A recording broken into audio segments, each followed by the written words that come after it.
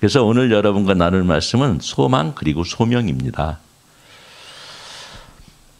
다니엘은요, 바벨론 유수 70년의 산 증인입니다. 아마 여러분들 중에는 많은 분들이 이걸 아셨을 수도 있고 몰랐을 수도 있어요. 하지만 바벨론 유수라고 해가지고요, 느부갓네살 왕에 의해서 이스라엘 백성들이 끌려갔다가 고레스 왕에 의해서 해방될 때까지가 70년입니다. 그것이 이사야서에서도 예언이 되어 있고 예레미야서에서도 예언이 되어 있어요. 그런데 그 말씀이 이루어지는 시작점이 유다 왕 여호와김 시대입니다. 그것이 다니엘서 1장 1절입니다. 요 다니엘서 1장 1절이 바벨론 유수의 시작점이고요. 다니엘서 6장 28절이 고레스 왕의 시대에 형통하였더라가 70년이 다니엘서 1장 1절에서 6장 28절까지 70년이 흘렀습니다. 그래서 이렇게 바벨론 유수의 산 증인은 아마 다니엘이 유일하지 않을까 싶습니다. 유다 왕 여호와김이 다스린 지 3년이 되는 해에 바벨론 왕 느부갓네살이 예루살렘에 이르러 성을 에워쌌더니 결국은 1차 바벨론 유수라고 해서요, 첫 번째 바벨론에서 포로들을 끌고 갑니다.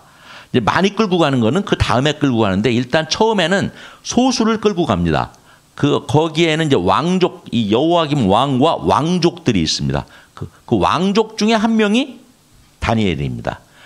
그리고 이제 6장 28절은 이 다니엘이 다리오 왕의 시대와 바사 사람 고레스 왕의 시대에 형통하였더라. 이래서 이때 고레스가 조서를 내려서 이스라엘 백성을 고향으로 돌려보내고 성전을 재건하라라고 하는 그러한 인가를 해줬습니다. 그 말씀이 이제 다니엘서 6장으로 마치게 됩니다. 그 왕족 다니엘은 1차 바벨론 유수 기간에 바벨론으로 잡혀와서 고레스에 의해서 해방될 때까지 바벨론과 바사의 통치자 밑에서 70년 이상을 지냈다. 그야말로 바벨론 유수의 산 증인이었다. 일생을 타향에서만 지냈던 증인 다니엘의 소망과 소명의 삶을 나누어 봅시다. 다니엘 연대기는 뭐 좀 복잡합니다. 그래서 이 다니엘 연대기를 여러분이 다 아실 필요는 없고요. 예를 들면 5 왕을 거쳤습니다. 5 왕을 거쳤는데 시작점이 느부갓네살 왕이고요. 끝점이 고레스입니다. 여기까지가 70년이 걸렸습니다. 그래서 아마 다니엘이 처음 느부갓네살 왕 앞에 섰을 때는 아마 모르겠습니다만 제 짐작에 13살 정도가 아니었을까 이렇게 생각을 합니다. 그래서 그때 이제 여호와김 시대에 바벨론으로 끌려갔는데 그것이 이제 기원전 605년입니다. 애굽에 의해서 왕이 된 여호와김 왕이 바벨론을 배반했어요. 그러니까 느부갓네살이 그와 다른 왕족들을 바벨론으로 끌고 갔어요. 이것이 1차 바벨론 유수입니다. 다니엘도 그 중에 한 명이었어요. 그래서 어린 다니엘은 애국과 바벨론에 농락당하는 조국을 비통한 마음으로 바라보았다. 제 짐작입니다. 예루살렘이 파괴가 되었어요. 느부갓네살에 의해서요. 그리고 여호와김 왕은 여기 불이 있는데요. 이것은 아마 뭐를 모사했냐면 여호야김 왕이 예레미야의 두루마리라고 되어 있습니다. 그러니까 아마 예레미야가 하나님의 말씀을 기록한 아마 그러한 그린 모양인데 그 길을 내시가 여호야김 왕에게 이제 다 읽어 주었습니다. 읽어 주니까 다 들은 후에 그 예레미야의 두루마리를 불태워 버렸다는 겁니다. 그런 왕들이 있었던 시대입니다. 그러니까 멸망할 수밖에 없었다는 것이죠. 포로로 끌려갈 때 특별히 이게 다니엘이라고 봐야죠. 그 뒤에 3명이 있는데요. 다니엘과 3 친구 이래가지고 이제 얘들이 젊은 시절을 함께 지내게 됩니다. 그런데 얘들이 이제 1000km를 그 시골 아이가 여기로 따지면 시골 아이가 문명국가 바벨론에 갔는데요. 근데 이슈타르 문이라고 하는 문을 딱 들어서서 그 앞에 펼쳐진 풍경은 자기가 상상하지도 못했던 아마 풍경이었을 겁니다. 거기에서 아마 정신이 없었을 거예요. 뭐 기도가 처음에는 당연히 나왔을 것이고요. 그리고 그 후에는 아마 너무 먹먹해가지고 자신이 지금 뭐 하면서 살았나, 무슨 생각으로 살았나 아마 어린 마음에 회의했을지도 모릅니다. 이렇게 되면 이제 되게 아이들이 처음에 유학을 가면은 다 이런 걸 겪게 됩니다. 우리도 다. 제주에서 서울로 처음에 가면 다 지금 여기가 어디야? 나는 누구고 여기는 어디냐? 나는 어떻게 살아야 되는 거야? 뭐 갑자기 막막해져요. 여기 있을 때는 이렇게 살아야지 계획이 있었는데 갑자기 터무니없는 곳에 가면 막막해집니다. 그래서 그러한 곳에서 친구가 있었기 때문에 이 아이들이 마음을 잡았을 거라고 생각이 듭니다. 다니엘에게 새 친구는 평생의 동지이자 동역자였을 겁니다. 친구가 없었다면 아마 실족했을 가능성이 큽니다. 그들은 서로를 다독였을 거라고 생각이 듭니다. 그들은 아마 바벨탑도 보았을 겁니다. 기록에 의하면 이 당시에 바벨탑이 있었다는 거예요. 그 기록에 의하면, 물론 그 기록도 뭐 믿어야 될지는 모르겠습니다만, 그런데 이제 그 후에 이제 무너져서 결국은 뭡니까? 헤로도투스라고 하는 그리스의 역사가가 봤다는 것이죠. 봤는데 이제 그 이후에는 없어졌어요. 아마 파괴가 되었던 모양입니다. 그래서 그들의 눈에 비친 바벨탑은 어마어마했을 겁니다. 하늘을 찌를 듯한 높이, 그리고 우상 마루둑이라고 하는 우상의 신전도 대단했고요. 이시타르 성문도 대단했고요. 그것들은 결코 망하지 않을 것 같은 모습이었기 때문에 아마 다니엘과 친구들은 상심하면서 한편으로는 이것이 지옥이 아닌가라는 생각을 했을지도 모릅니다.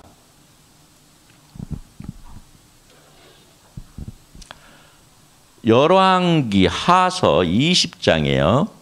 이사야 선지자가 히스기야한테 경고했던 말이 있습니다. 지난번에 말씀드렸는데요. 15년의 잉여 인생을 히스기야가 살았죠. 그때 여러 잘못된 일을 히스기야가 저질리는 우를 범했죠. 그때 여호와께서 히스기야한테 말씀을 하셨다. 너희 대에서는 아니지만 너의 후대에 가서 너희는 멸망할 것이다. 그리고 왕의 몸에서 날 아들 중에서 사로잡혀 바벨론 왕궁의 환관이 되리라 하셨나이다 하고 이사야가 히스기야한테 이야기를 했어요. 이 이야기를 듣고 히스기야는 그래도 여호와께서 내 대에는 멸망치 않게 해주셔서 감사합니다라고 하는 그 아쉬운 감사를 드렸다는 말씀이 열왕기 하에 나옵니다. 그래서 똑똑한 왕족 중에서 바벨론 왕궁에 환관이 몇 명 나올 것이다 라고 하는 예언이 되어 있고요. 그리고 다니엘서 1장 3절하고 5절을 보면요. 왕이 환관장 아스부나스에게 말하여 이스라엘 자손 중에서 왕족과 귀족 몇 사람을 정해서 얘들은 이제 지혜가 있고 총명한 아이를 특별히 골라서 그들에게 3년을 기르고 그들을 다시 왕 앞에 서게 하라 이렇게 명령을 했다는 것이죠. 그래서 이사야서의 예언과 왕이 환관장에게, 환관장은 누구예요? 환관을 다스리는 자죠. 환관을 다스리는 환관장에게 이들을 길러서 데려와라 한 걸로서는 아마 이들은 바벨론 왕궁의 환관으로 가지 않았겠나라고 하는 말씀들을 합니다. 중요한 것은 아닙니다. 어쨌든 그 다니엘이라고 하는 그 소년이 어떻게 바벨론에서 생활했고 결국은 그 여호와 하나님의 산 증인이 되었냐가 중요한 겁니다. 엄청난 사건이 일어납니다. 이들이 결국은 이제 궁에 들어가게 됩니다. 그래서 느부갓네살 왕을 이제 지근 거리에서 이제 보좌를 하게 되죠. 뭐 보좌라고 해봤자 잔심부름하는 거였겠죠. 하는데 느부갓네살 왕이 이제 제국을 자기들이 다 격파해가지고 큰 제국을 이뤘습니다. 큰 제국을 이뤘는데 그 다음에 어느 날에 꿈을 꿨는데 악몽을 꾸었어요. 그런데 느부갓네살 왕이 자기 스스로도 너무너무 끔찍한 악몽을 꾸었는데 자기가 꾼 꿈을 자기가 모르는 거예요. 기분만 너무너무 공포스럽고 힘든 겁니다. 그래서 모든 술사들과 그 꿈을 해몽하는 자들을 바벨론에 있는 모든 자들을 불러서 해몽을 해내라 하는데 아무도 해내지 못할 뿐더러 꿈도 안 가르쳐주고 해몽을 하라고 하는 것은 있을 수 없는 일이라고 하는 그러한 이야기들을 그 바벨론의 술사들이 하게 됩니다. 그러니까 결국은 느부갓네살이 이제 너희들은 이제 내가 다 죽일 것이다. 너희들은 쓸모가 없는 자들이니 죽일 것이다. 했습니다. 근데 그때 다니엘이 세 친구들에게 기도를 부탁했습니다. 내가 느부갓네살 왕의 꿈을 해몽할 수 있게 너희들이 기도를 해다오. 그래서 기도를 하고 그날 밤에 다니엘이 환상을 보았습니다. 이와 같은 신상을 보았습니다. 꿈에서 신상을 보고 이 신상이 어떻게 되어 있으며 이것은 무슨 의미가 있고 너희 바벨론 왕국은 어떤 운명을 가질 것인가라고 하는 것을 해몽을 해줍니다. 그 이야기를 듣고 느부갓네살 왕이 그 넷이 다니엘 앞에 절을 했다 이렇게 성경에 나옵니다. 얼마나 탄복을 했으면 그랬을까요? 그래서 신으로 섬겼다고 해도 과언이 아닌 것이죠. 그래서 다니엘에게 절을 하고 그의 세 친구를 큰 관료로 세우고 다니엘은 왕국에서 그를 보조하게 했습니다. 이렇게 해서 다니엘이 지근거리에서 느부갓네살 왕 치세하에 느부갓네살 왕을 지근거리에서 보좌하는 고위 관료가 됩니다. 그 관료의 직책은 나와 있지 않습니다. 다니엘은 여호와가 함께하심을 경험한 후에 자신을 향한 여호와의 계획과 섭리를 깨닫기 위해서 항상 기도했을 겁니다. 그는 어려서부터 기도를 했고 기도의 용사로 성경에 묘사되어 있습니다. 그들의 젊은 시절 아마 10대거나 20대 초반 아니면 10대 후반까지였을 거라고 생각이 듭니다. 그들의 젊은 시절에 마지막 시험이 임하게 되는데요. 그것은 풀무불에 다니엘의 세 친구들이 집어넣어지는 형벌을 당한 겁니다. 이 다니엘과 이 세 친구들은 늘 여호와께 기도를 하였어요. 그러니까 주변에 있는 사람들이 밀고를 한 거죠. 얘들은 이방신을 섬긴다. 그러니까 얘들은 풀무불에 죽여야 된다라고 아마 그러한 룰이 있었겠죠. 그래서 그 밀고로 참소함으로 말미암아 결국은 풀무불에 던져지는 그러한 연단이 있었습니다. 여러분 너무 잘 아시죠? 그들은 풀무불에서 살아나왔습니다. 분명히 세 명을 풀무불에 던졌는데 한 명이 더 있는 거예요. 느부갓네살 왕이 보니까 천사라고 되어 있죠. 그래서 천사가 보호해서 이들은 털끝 하나 다치지 않고 살아나왔다는 것이고 이들이 살아나온 그 풀무불이 그 불의 줄기가 그 근처에 있는 사람들을 덮쳐서 그 근처에 있는 사람들이 다 죽었다는 것이죠. 그래서 이들이 불 속에서 살아나온 그 경험은 그들이 평생 여호와만을 의지하며 살게 만든 중요한 체험이었을 것이다. 그들에게 더 이상의 의심은 아마 없었을 겁니다. 그들은 평생 하나님만 섬기며 살았을 겁니다.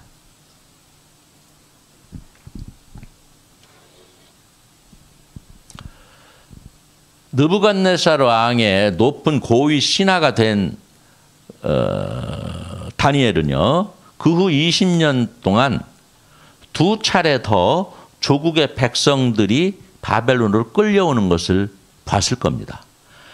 2차 바벨론 유수는 상당히 많은 인원, 몇만 명이 끌려왔습니다. 2차 바벨론 유수는. 그리고 마지막 3차 바벨론 유수는 눈이 뽑힌 시드기야 왕, 이스라엘의 이 당시의 마지막 왕이었죠. 시드기야 왕이 끌려옴으로써 완벽하게 남유다가 이제 패망을 했고 완전히 그 예루살렘 성까지 파괴가 되었던 것이죠.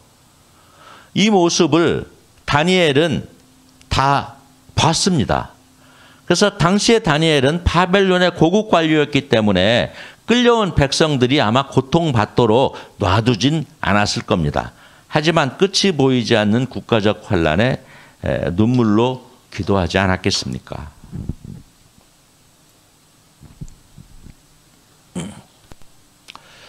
느부갓네살 왕은 하나님께 악하게 쓰임 받은 왕이라고 하죠. 그래서 하나님이 이스라엘 즉 유다를 멸하라고 해서 유다를 멸하는 그러한 임무로 쓰임 받았던 놀라운 왕이죠. 그런데 그 왕이 치리하는 중간에 일종의 정신병에 걸리게 됩니다. 그래서 밤에 그 어떤 야맹증 같은 걸로 밖에 뛰어나가기도 하고 또 그 짐승과 함께 살았다고 성경에 기록되어 있습니다. 그러니까 완전히 그 미친 자로서의 몇 년을 느부갓네살 왕이 사는 그러한 연단을 당했습니다.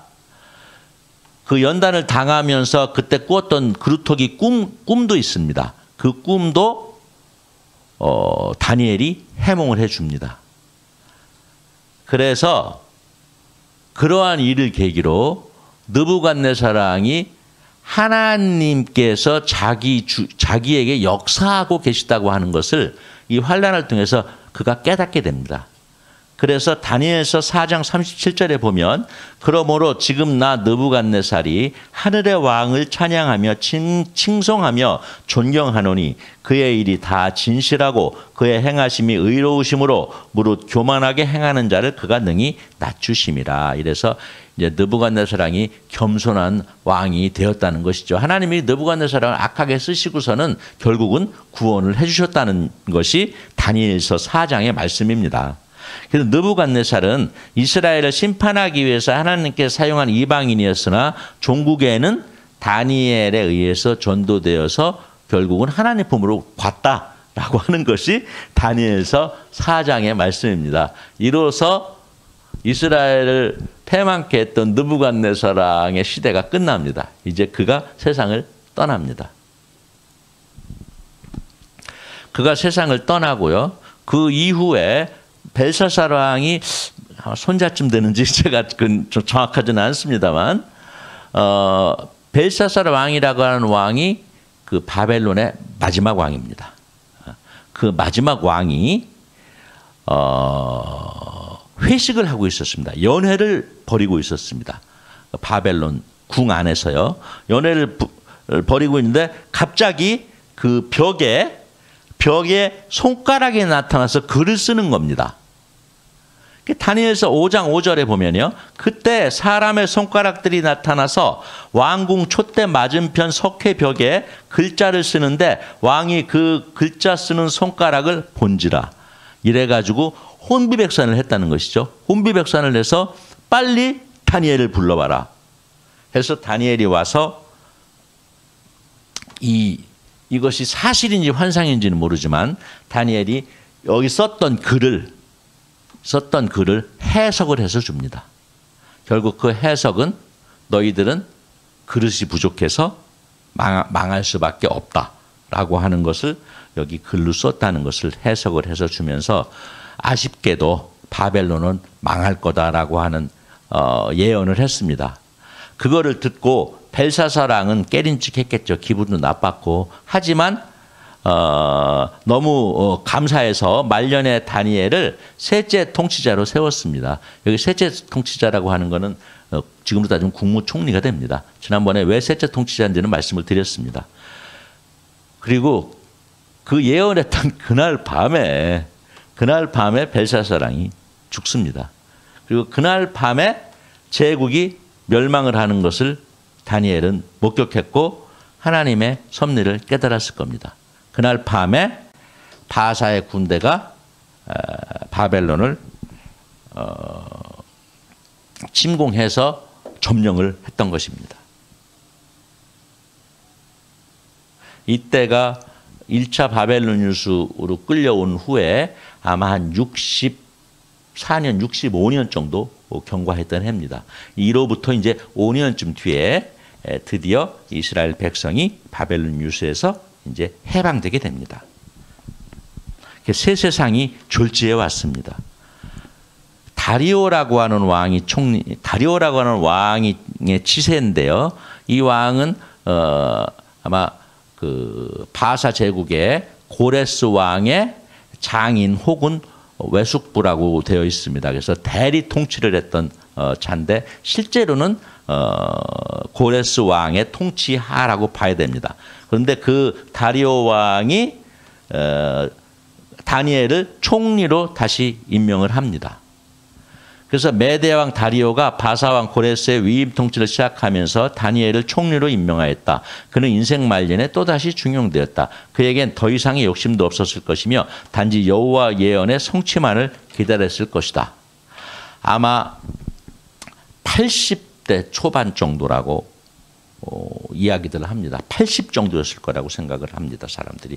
80이면 굉장히 노년이죠. 근데 노년임에도 다니엘은 자신의 신앙생활, 기도생활을 이때까지 계속 해왔어요. 그러니까 주변에 있는 신하들이 시기를 하고 이제 모함을 했던 것이죠. 모함을 해서 다니엘이 이방신을 섬기지 말라고 하는 법을 어기고 하나님 여호와께 예배드리는 그러한 모습을 참소를 해서 이방신을 섬기면 사자굴에 넣어야 된다라고 하는 그러한 규정을 만들어서 그를 참소했던 것입니다. 그러니까 다리오 왕은 다니엘이 너무 충성스럽고 총명하고 다니엘 왕을 진심으로 사랑했던 왕인데 그 신하들에 의해서 할 수 없이 사자굴에 집어넣었습니다. 다리오 왕이 다니엘을요. 그러면서 그 다리오 왕이 밤새 잠을 못 잤다고 나오죠. 불쌍한 저 다니엘이 죽었을 텐데 이 일을 어떻게 하면 좋냐 이렇게 했다는 것이죠. 그런데 여러분 생각해 보세요. 우리가 젊었다면 사자굴에 들어갔을 때 굉장히 공포스러웠고 그리고 여러 가지 생각도 많았을 거예요. 그리고 그 살아나온 기적을 바탕으로 어마어마하게 큰 일을 했을지 모릅니다. 하지만 다니엘은 지금 80 노인입니다. 다니엘이 무슨 삶을 구차하게 더 연명하고 싶었겠어요? 나는 다니엘은 자신의 생명을 하나님께 구하지 않았을 거라고 생각이 들어요. 단지 그는 평생 하나님을 경험했고 그 하나님의 신실하심을 알았기에 이런 일이 왜 일어났을까? 이 일을 통해서 자기 자신과 이스라엘에 무슨 역사를 하실지 하나님이 그것을 아마 묵상했을 거라고 생각이 듭니다. 그래서 결국 다니엘은 사자굴에서 무사히 나오게 되고 이제 그를 다리오 왕이 너무너무 기쁘게 다니엘을 이제 받아주게 되죠. 아마 그로부터 아마 4, 5년 정도가 흘렀을 거라고 생각이 듭니다. 왜냐하면 드디어 바사왕 고레스가 칙령을 발표를 하게 됩니다. 이스라엘 즉 유다 백성은 다 자기 나라로 돌아가라. 그리고 무너진 성전을 보수하고 너희들의 신을 섬겨라 라고 하는 칙령을 고레스가 발표를 하게 됩니다.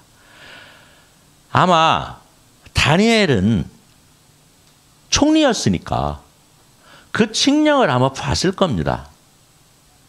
그러니까 다니엘은 자기가 1차 바벨론 유수 때 끌려와서 70년 뒤에 이 70년 뒤에 이 칙령에 의해서 다시 이스라엘 백성이 해방된다는 그 70년의 예언의 성취를 목격했던 아마 유일한 자가 아니었을까 싶습니다. 그런데 다니엘은 다니엘서 9장에 보면 이 칙령을 받기 전에 이미 그는 책을 통해서 70년 예언이라고 하는 글을 읽었다고 나옵니다. 예레미야의 글을 이미 읽었다고 나와요. 그래서 모르겠어요. 이 다니엘이 고레스 왕한테 이 70년 예언, 자기가 읽은 70년 예언의 글을 고레스 왕한테 고해서 여호와 하나님께서 고레스 당신을 통해서 이스라엘을 구원하실 거고 70년이 지금 다 되었습니다라고 하는 말씀을 전했을지도 모릅니다. 전했을지 안 전했을지 그거는 사실은 그렇게 중요한 건 아니에요. 심지어는 이 둘이 직접 만났다는 구절도 없어요. 하지만 말씀이 현실이 되는 현장은 명확하게 다니엘은 목격을 하였습니다. 다니엘이 이 70년 예언이 성취되기 직전에 이 다니엘서 9장에 보면 다니엘의 기도가 나옵니다. 다니엘이 구구절절 그 감동적인 기도를 합니다. 우리들이 하나님께 너무나 큰 범죄를 했고, 그리고 그로 인해서 우리가 고통을 받았고, 우리들을 다시 회복시켜 주십사라고 하는 그러한 기도문입니다. 다니엘서 9장이. 그래서 그 기도도 결국은 고레스의 칙령에 의해서 성취가 되었다, 이렇게 여러분 보셔도 될 것 같습니다. 오늘은 지난번보다는 조금 덜 공부하시게 되죠. 오늘은 그냥 연대기, 일대기, 다니엘이 이렇게 살았습니다. 이렇게 태어나서 이렇게 살다가 이렇게 떠났다라고 하는 얘기를 담백하게 여러분에게 소개해 드리려고 했던 거예요. 이제 70년 예언의 성취가 되었어요. 그럼 뭐 다니엘로서는 사실은 더 이상 자기가 하나님께 쓰임받을 것이 물론 더 있을지는 모르나, 자기는 하나님의 구원 사역에 명확하게 70년 동안 쓰임받았다는 것을 가슴 절절히 느꼈을 겁니다. 그리고 그 일이 드디어 성취가 되었어요. 그러면 이제 자기는 이제 떠나도 된다라고 생각을 했을 겁니다. 여기서 떠난다는 것은 이제 이 세상을 떠나는 거죠. 소천하게 되는 것이죠. 예레미야의 70년 예언의 시종을, 시작과 끝을 목격한 산증인으로서 격동의 시간들이 뇌리에 주마등처럼 스쳐 지나갔을 것이다. 길고도 짧았던 시간들, 그 속에서 느꼈을 감사와 감격, 하나님의 섭리에 대한 다니엘의 경외감은 어땠을까를 한번 상상해 보시기 바랍니다. 다니엘은 타향에서 평생을 혼자 살았습니다. 그는 아마도 환관의 신분으로 살았을 겁니다. 아닐 수도 있습니다. 그게 아닐지라도 10대 초반 타향으로 끌려와서 평생을 독신으로 산 것은 틀림이 없습니다. 성경에 보면 그는 독신이었습니다. 그래서 우리가 공술의 공수거라는 말이 있죠. 참으로 길고 외로운 시간들이었을 겁니다. 하나님만이 그의 친구요, 스승이요, 모든 것이었을 겁니다. 10대 초반에 왕궁으로 끌려와서 아무것도 모르는 다니엘은 신앙심이 좋았으니까 그는 하나님께서 자기를 구원해 주실 거라고 하는 소망으로 아마 어린 시절을 살았을 겁니다. 이스라엘 왕족으로 조국의 멸망을 지켜본 소년 다니엘은 절망 중에서도 하나님을 향한 믿음만은 굳게 지키며 성장했습니다. 그에겐 한 가지 소망이 있었는데 그거는 하나님이 종국에는 자기 민족을 구원해 주시리라는 믿음이었을 겁니다. 그는 소망으로 산 청년이었다고 믿습니다. 그의 평생의 소망이 70년이라는 세월을 겪고 또 자신의 신분, 하나님께서 자신을 사용하시는 그것을 체험하면서 그 소망은 분명히 소명으로 승화될 수밖에 없었을 거라고 생각이 듭니다. 그래서 그의 말년은 소명으로 산 삶이었다고 믿습니다. 그는 아마 고향 땅에 가보지도 못했을 겁니다. 너무너무 외롭게 살았을 겁니다. 그는 꿈꾸는 자였어요. 젊었을 때부터 노년에 이르기까지 중요한 순간 그는 꿈을 꾸었어요. 그 꿈은 그에겐 소명처럼 다가왔을 겁니다.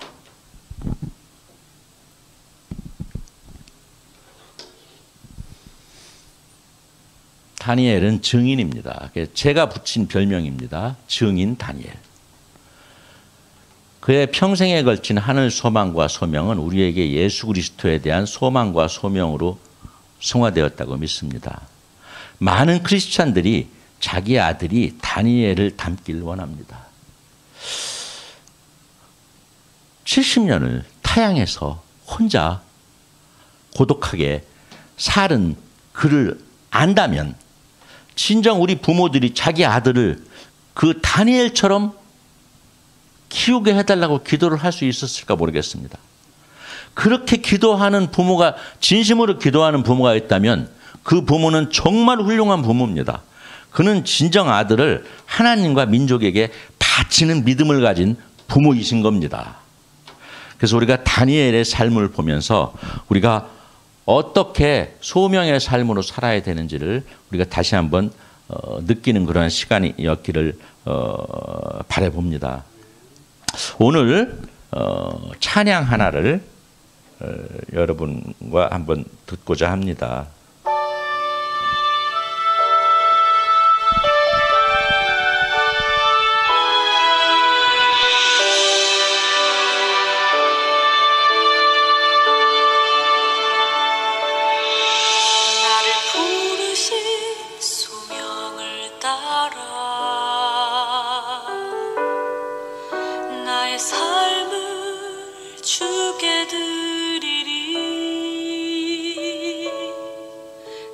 지으신 주의 뜻을 보게 하여 주소서. 주의 뜻 이루어 주소서.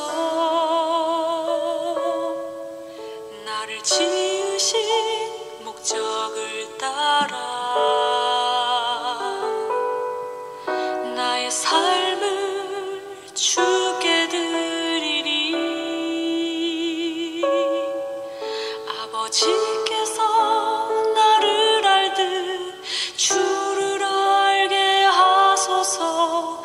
주의 뜻 이루어 주소서. 주의 뜻 이루소서. 아버지 나의 원대로 마시고 주의 뜻 이루소서. 아버지 나의 원대로 마시고 내 삶에 주의 나라 주님의 뜻 이루소서. 아버지의 뜻대로 이루어 주소서.